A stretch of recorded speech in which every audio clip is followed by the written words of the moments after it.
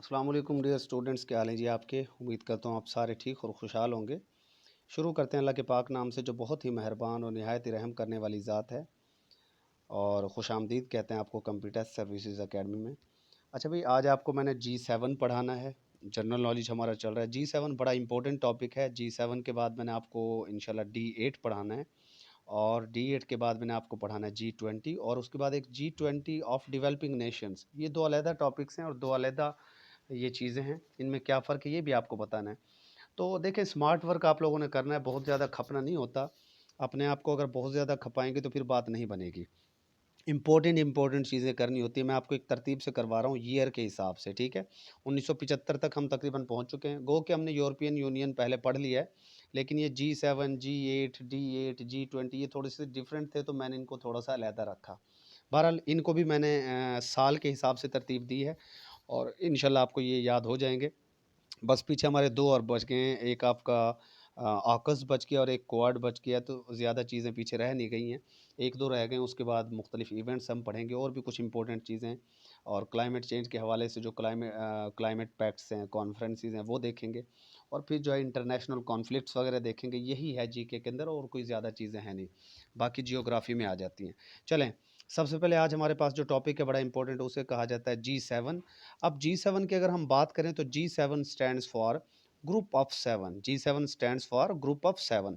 अब G7 क्या है? G7 के अंदर जनाब दुनिया के 7 सबसे ताकतवर तरीन ममालिक हैं, जिसके अंदर जो है दुनिया की 7 सबसे बड़ी इकॉनमीज़ हैं, दुनिया की 7 सबसे बड़ी मईशतें हैं, ठीक है। और अगर बात की जाए कि ये G7 ग्रुप कब बनाया गया, तो जनाब G7 ग्रुप मेरे बेटे 1975 में बनाया गया। इसकी बुनियाद 1975 में पड़ी है। और अगर इसकी मैं बात करूँ कि इसका हेडक्वार्टर कहाँ पर है, तो आप पूछेंगे सर हेडक्वार्टर कहाँ है, तो मैं कहूँगा कि बेटे इसका कोई हेडक्वार्टर नहीं है। इसका कोई परमानेंट हेडक्वार्टर नहीं है। हाँ, इसकी एक इम्पोर्टेंट पॉइंट इसके अंदर ये है कि G7 का हर साल एक इजलास होता है। 7 ममालिक जो G7, अब देखें ना, नाम से ही पता चल रहा है G7। G7 का मतलब है इसके अंदर 7 ममालिक हैं टोटल। ये 7 ममालिक हर साल अपनी एक मीटिंग करते हैं, और जहाँ पर भी इनकी हर साल मीटिंग होती है, वही मुल्क इस G7 का प्रेज़िडेंट कंसिडर किया जाता है। मतलब कभी पेपर में पूछ लिया जाए कि G7 का प्रेज़िडेंट कंट्री कौन-सा है, तो कोई फ़िक्स कंट्री प्रेज़िडेंट नहीं है G7 का। हर साल इनकी जो प्रेज़िडेंसी है वो चेंज होती रहती है। और यही मेरा आपसे क्वेश्चन भी है कि पिछले साल इनकी G7 की जो है वो समिट या लास्ट मीटिंग इनकी किस मुल्क में हुई थी, और नेक्स्ट जो G7 की मीटिंग है वो कहाँ होने जा रही है। ये करंट अफेयर्स में अक्सर और बेशतर पूछा जाता है। ये जितनी भी तंजीमें वगैरह हैं ना, इनकी समिट जो है लास्ट वन और नेक्स्ट अपकमिंग, आप ज़रूर पढ़ कर जाया करें पेपर से पहले। ये पूछे जाते हैं आपसे। 1975 अगर हम साल की बात करें, तो ये एक और बड़े इंपॉर्टेंट यहाँ से एक क्वेश्चन बनाया जाता है। वो क्वेश्चन क्या है? 1975 में G7 तो बना ही था, बट G7 के साथ माइक्रोसॉफ्ट की भी बुनियाद पड़ी थी, और बिल गेट्स की तरफ से जो बनाया गया था। Paul Allen and Bill Gates ने जो है, आपको पता है कि माइक्रोसॉफ्ट 1975 में बनाया था। ये भी एक क्वेश्चन अक्सर पूछा जाता है।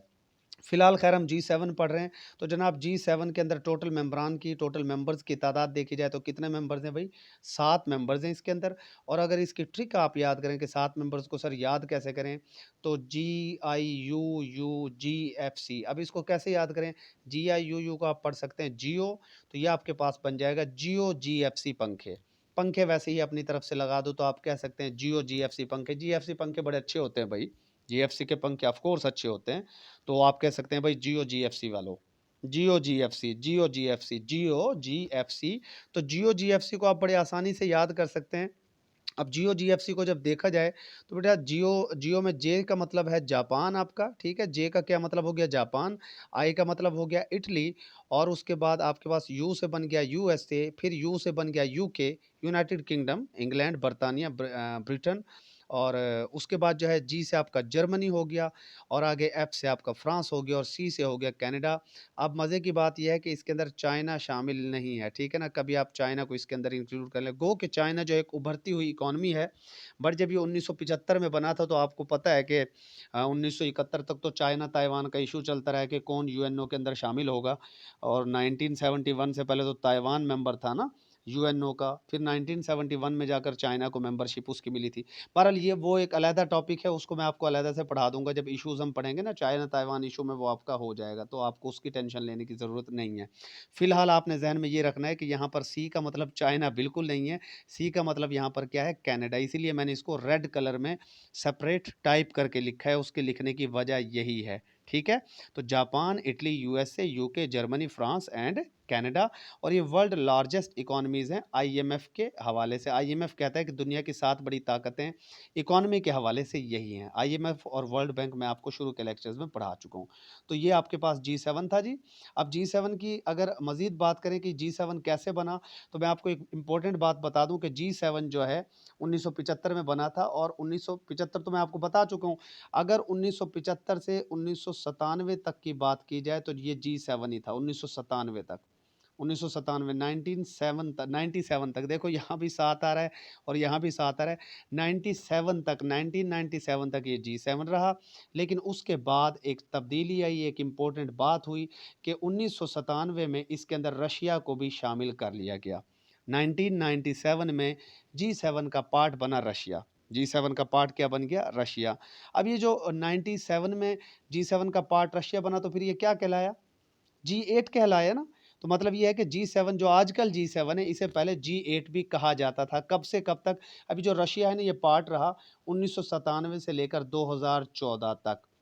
2014 में फिर जो आपका रशिया है, इस रशिया को निकाल दिया गया G7 से, मतलब G8 से इसको निकाल दिया गया, और ये G8 से फिर क्या बन गया, आपका G7 रह गया, जो कि आजकल भी G7 ही है। अब रशिया को इस G8 से क्यों निकाला गया था 2014 में, तो उसकी सबसे बड़ी रीज़न ये है कि क्रीमिया, आपको पता है कि क्रीमिया एक एरिया है यूक्रेन का, और आपको पता ही है कि रशिया और यूक्रेन की तो टसल चल रही है और चलती रहती है।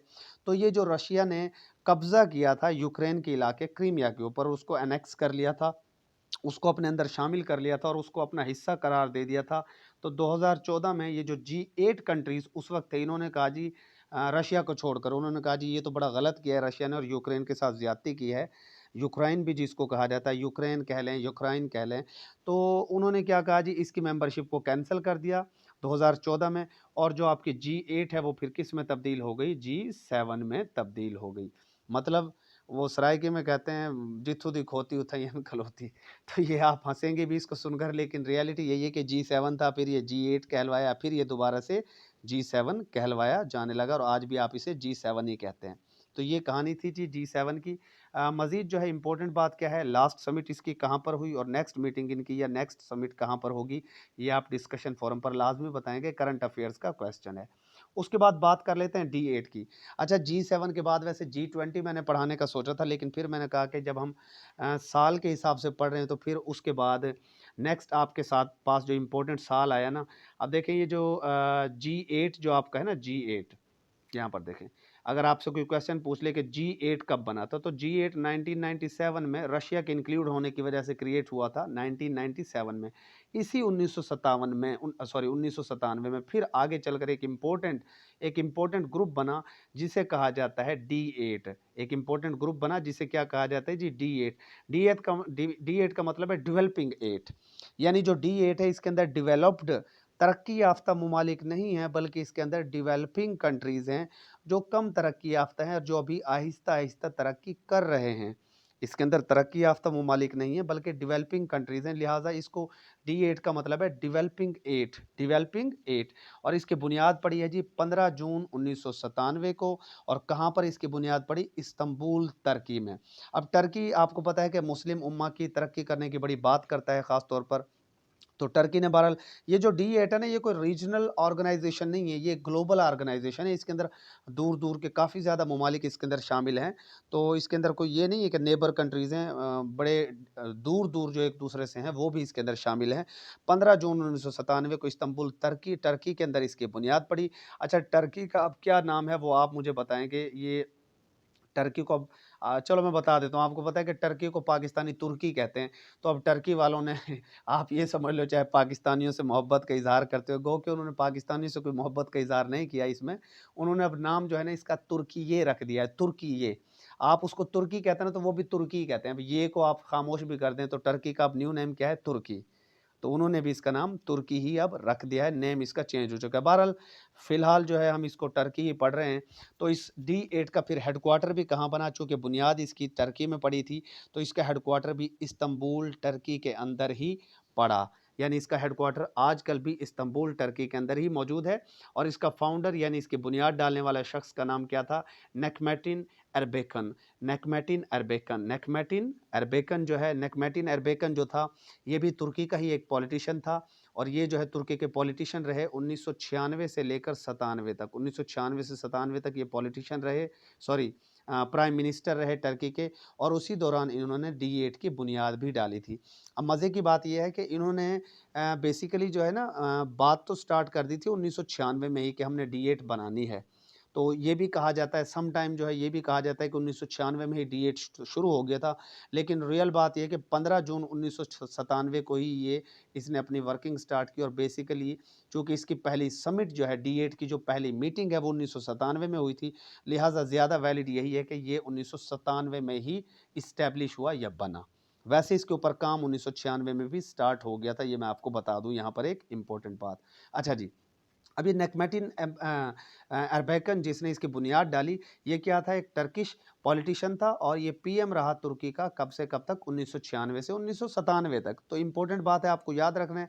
अब इसके अंदर D8, अब ज़ाहिर है नाम से ही यार ज़ाहिर है D8 के अंदर टोटल ममालिक कितने हैं, 8 इसके अंदर मेंबर कंट्रीज़ हैं। और अगर आप इसको याद करना है तो बिल्कुल सिंपल है। देखो यार D8 तो बेचारे डेवलपिंग कंट्रीज़ हैं, बी कैटेगरी के कंट्रीज़ हैं, ए कैटेगरी के तो है नहीं। आपको पता है ए कैटेगरी के जो ताकतवर जो मईशत हैं वो तो G7 ग्रुप में थी। जबकि D8 में क्या आती है, डेवलपिंग कंट्रीज़ जो अभी तरक्की कर रहे हैं, यानी बी कैटेगरी वाले। और पाकिस्तान के अंदर पीटीआई मौजूद है, तो निशानी इसकी क्या है, पीटीआई बी कैटेगरी वाली। और आप आगे नीम याद कर सकते हैं, पीटीआई बी नीम, पीटीआई बी नीम। मतलब जिनको पीटीआई अच्छी नहीं लगती, मैं तो देखें किसी भी पार्टी की सपोर्ट नहीं करता, कोई यहाँ पर आकर नीचे इस तरह का कमेंट ना करे जी आपने पीटीआई के खिलाफ बात कर दी या पीटीआई के हक में बात कर दी। सिर्फ निशानी है पीटीआई बी नीम, पीटीआई बी नीम। तो जिनको पीटीआई बुरी लगती है उनको पीटीआई कड़वी लगती है, बिल्कुल नीम की तरह। जिनको पीटीआई बुरी लगती है ना, पाकिस्तान तहरीक इंसाफ, वो कहते हैं यार ये तो नीम से भी कड़वी पार्टी है और ये तो बड़ी ही कोई बी क्लास की पार्टी है। पीटीआई बी नीम, पीटीआई बी नीम, पीटीआई बी नीम, पीटीआई बी नीम। ये जो मैं बार बार वर्ड्स को रिपीट करता हूँ, इसका मकसद होता है कि आपको वो चीज़ याद हो जाए। अब पीटीआई बी नीम का क्या मतलब है कि पीटीआई की जो पार्टी है वो तो बी कैटेगरी की पार्टी और नीम जैसी कड़वी है। कहता है ना, एक करेला वो भी नीम चढ़ा, कि जी जो करेला नीम पर, जो करेला पहले ही कड़वा होता है और नीम पे चढ़ जाए तो मज़ीद कड़वा। तो पीटीआई एक तो बी कैटेगरी की जमात है जी पाकिस्तान में, और फिर वो नीम से भी ज़्यादा कड़वी है। ठीक है? सिर्फ़ याद करने के लिए कह रहा हूँ, कोई माइंड ना करे। अब इसको अगर आप 8 कंट्रीज़ को याद करना चाहते हैं, पी से हो गया पाकिस्तान, टी से हो गया टर्की, आई से हो गया आपका इंडोनेशिया, बी से हो गया बांग्लादेश और एन से हो गया नाइजीरिया। अब देखिए नाइजीरिया अफ्रीकन कंट्री है, ठीक है? नाइजीरिया अफ्रीका का आबादी के लिहाज से सबसे बड़ा है या रकबे के लिहाज से सबसे बड़ा है, ये आप मुझे बताएँगे। मैंने अफ्रीका कॉन्टिनेंट पढ़ाते हुए आपको बताया था, अगर आपको कुछ याद हो तो। अल्जीरिया और नाइजीरिया, अल्जीरिया और नाइजीरिया में से एक पॉपुलेशन के लिहाज से सबसे बड़ा है और एक रकबे के लिहाज से सबसे बड़ा है। ये पूछा जाता है पीपीएससी, एफपीएससी में, ये आप मुझे बताएँगे। अच्छा, उसके बाद एन से हो गया नाइजीरिया, आई से हो गया ईरान, ई से हो गया इजिप्ट और एम से हो गया मलेशिया। तो ये जनाब आपके पास 8 कंट्रीज़ हो गए D8 के अंदर। और नेक्स्ट इंपॉर्टेंट बात, अगर वही मैं आपको पहले बता चुका हूँ कि जो D8 है वो एक इकोनॉमिक फोरम है। ये इकोनॉमी के ऊपर काम करते हैं, D8 कंट्रीज़ मिलकर के अपनी इकोनॉमी को किस तरह इम्प्रूव कर सकते हैं। गो के ये इतने तगड़े ममालिक नहीं हैं, बहरहाल फिर भी ये इकोनॉमी के ऊपर काम कर रहे हैं और उम्मीद है कि कुछ तरक्की भी कर जाएँगे। अब G7 और D8 के बाद आ जाता है G20। अब ये जो G20 है ना, ये वही G7 वालों ने ही बनाया था। G20, अब जब भी आपके सामने G20 है, आपने ज़हन में रखना है G20 किसने बनाया? G7 वालों ने ही बनाया था। अब G20 क्या है जी? G20 का मतलब है ग्रुप ऑफ 20। G20 का क्या मतलब है जी? Group of 20, G20 group of 20। और इसकी बुनियाद कब पड़ी? इसकी बुनियाद पड़ी जनाब 26 सितंबर 1999। 26 सितंबर 1999, 26 ऑफ सितंबर 1999, यानी D8 के 2 साल बाद। ठीक है। और इसका फाउंडर कौन है? ग्रुप ऑफ 7, G7 ने ही इसको बनाया था। और इसके अंदर टोटल मेंबर्स की अगर तादाद देखी जाए तो टोटल इसके अंदर 19 ममालिक हैं और प्लस 20वां मेंबर यूरोपियन यूनियन को कंसीडर किया जाता है। यूरोपियन यूनियन में आपको पढ़ा चुका हूँ, यूरोपियन यूनियन जो है यूरोपियन कंट्रीज़ पर मुश्तमिल एक ऑर्गेनाइजेशन है, ठीक है। तो 19 कंट्रीज़ हैं और यूरोपियन यूनियन भी इसका हिस्सा है। अब 19 ममालिक आपको याद करने की ज़रूरत नहीं है बिल्कुल भी, इससे क्वेश्चन वो नहीं पूछता। हाँ, वो ये पूछ लेता है कि G20 क्या है और कितने मेंबर से मिलकर बना है। नीचे वो दे देता है 20 countries, 19 countries plus European union, 19 countries plus UNO, 19 countries plus ऊपर लिख देगा G7। तो आपको वहाँ पर क्या टिक टिक करना है? 19 कंट्रीज़ प्लस यूरोपियन यूनियन। इस तरीके से आपका G20 बनता है। फिर एक इम्पोर्टेंट क्वेश्चन है कि G20 की लास्ट मीटिंग कहाँ पर हुई थी और नेक्स्ट मीटिंग कहाँ पर होने जा रही है? ये करंट अफेयर्स का क्वेश्चन है जो आप लोगों ने मुझे डिस्कशन फोरम पर बताना है, ठीक है भाई। तो G20 बन गई 1999 में, बनाई किसने? ग्रुप ऑफ 7 यानी कि G7 ने बनाई। और अगर इसकी सेक्रेटेरिएट या इसके हेडक्वार्टर की बात की जाए तो बिल्कुल G7 की तरह इसका भी कोई हेडक्वार्टर या सेक्रेटेरिएट नहीं है, ठीक है। इसकी भी कोई फिक्स हेडक्वार्टर नहीं है, बल्कि जहाँ पर इनकी समिट या मीटिंग होती है उसी कंट्री को इसका प्रेसिडेंट माना जाता है और वही इसका उस साल के लिए आप कह सकते हैं कि हेडक्वार्टर माना जाता है। और इसका पर्पस क्या था भाई? G7 तो बनी था ना सिर्फ 7 ममालिक के दरमियान, तो G20 को फिर उन्होंने कहा, G7 में तो उन्होंने सिर्फ 7 ममालिक कहे, तो इन्होंने कहा कि यार हमें जो है ना ग्लोबल लेवल पर काम करना चाहिए और पूरी दुनिया की इकोनॉमी के लिए हमें काम करना चाहिए। लिहाजा इन्होंने ग्लोबल लेवल पर इकोनॉमी को बूस्ट करने के लिए, दुनिया की मईशत को तगड़ा करने के लिए, दुनिया की मईशत को स्ट्रॉन्ग करने के लिए इन्होंने फिर ये G7 वालों ने G20 बनाया था कि पूरी दुनिया की इकोनॉमी को स्ट्रॉन्ग किया जा सके। इकोनॉमी के अलावा ये एक और इम्पोर्टेंट पॉइंट है, ये क्लाइमेट के ऊपर भी काम करता है G20। ये इसका एक एक्स्ट्रा काम आप समझ लें, जो कि एक इम्पोर्टेंट पॉइंट है। कभी इंटरव्यू में पूछ लिया जाए आपसे तो आप वहाँ पर बता सकते हैं कि सर जो G20 है इसको बेसिकली G7 ने बनाया था, इसके अंदर 19 कंट्रीज़ हैं प्लस इसके अंदर यूरोपियन यूनियन भी शामिल है। और ये एक तो इकोनॉमी पर काम करती है, ग्लोबल ऑर्गेनाइजेशन है और ग्लोबल ग्रुप है सर। उसके अलावा ये क्लाइमेट चेंज के ऊपर भी काम करता है कि क्लाइमेट चेंज को मिटिगेट किया जा सके, उसको कम से कम सीवियर दर्जे पर रखा जा सके, ये जो नुकसान होते हैं क्लाइमेट चेंज की वजह से। तो ये देखें यार, अगर आप इन चीज़ों को पढ़ रहे हैं और इनको याद करें तो यकीन करें आपको ना सिर्फ टेस्ट में बल्कि इंटरव्यू में भी बहुत फ़ायदा होने वाला है। थोड़ा सा समझें मेरी बातों को और इनको साथ साथ करते रहें। तो ये आपका G20 हो गया। उसके बाद वहाँ आपसे पूछा जा सकता है कि यार G20 और G20 ऑफ डेवलपिंग नेशन में क्या फ़र्क है? G20 of developing Nations. अब एक तो है G20 और एक है the G20 of developing Nations. अब देखो वहाँ G7 और G8 था, तो बेचारे जो तरक्की पजीर ममालिक थे उन्होंने D8 बना दिया। फिर इन्होंने बनाया G7 ने G20, तो इन्होंने कहा बेचारे जो गरीब-गरीब से छोटे ममालिक होते हैं, इन्होंने कहा यार हम भी एक G20 बना लेते हैं। लेकिन इस G20 के अंदर गरीब-गरीब से जो डेवलपिंग कंट्रीज़ हैं वो मौजूद हैं। तो बेचारे जो डेवलपिंग कंट्रीज़ हैं ना वो ताकतवर ममालिक की कॉपी तो करते हैं। तो G20 बना हुआ था, इन्होंने कहा हम भी अपना G20 बना लेते हैं। तो इनका जो G20 बना ये कब बना है? ये बना है 2003 में। ओरिजिनल G20 1999 में बना, जबकि वो कहते हैं ना, वो एक आजकल फ़ेसबुक पर उसके ऊपर ना एक चल रहा होता है, वो एक लड़का कहता है जी, अमीरों के खाने का स्टाइल और हमारा, अमीरों के डांस करने का स्टाइल और हमारा। तो वो आप क्लिप देखिएगा, बड़ा फ़नी है।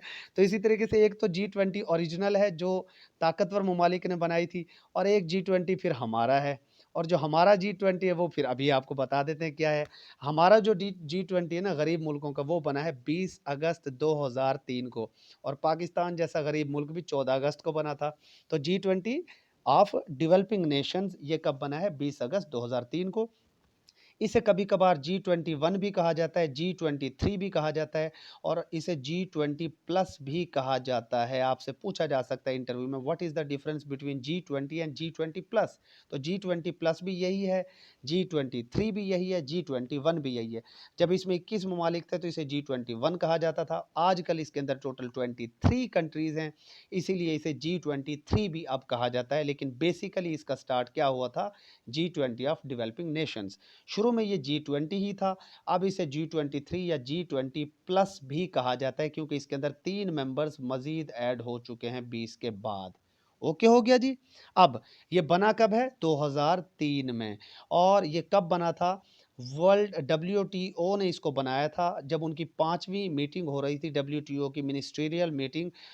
डब्ल्यूटीओ क्या है? World trade organisation. डब्ल्यूटीओ क्या है? World trade organisation. और यही आपकी आज की असाइनमेंट है कि वर्ल्ड ट्रेड ऑर्गेनाइजेशन को आपने खुद करना है कि वर्ल्ड ट्रेड ऑर्गेनाइजेशन कब बनी। एक तो आपने इसका साल मुझे बताना है, इसका हेडक्वार्टर कहाँ पर है ये आपने बताना है, इसका प्रेसिडेंट कौन है ये आपने, ये 3 सवाल कर लो। और इसके टोटल मेंबर्स कितने हैं वर्ल्ड ट्रेड ऑर्गेनाइजेशन के।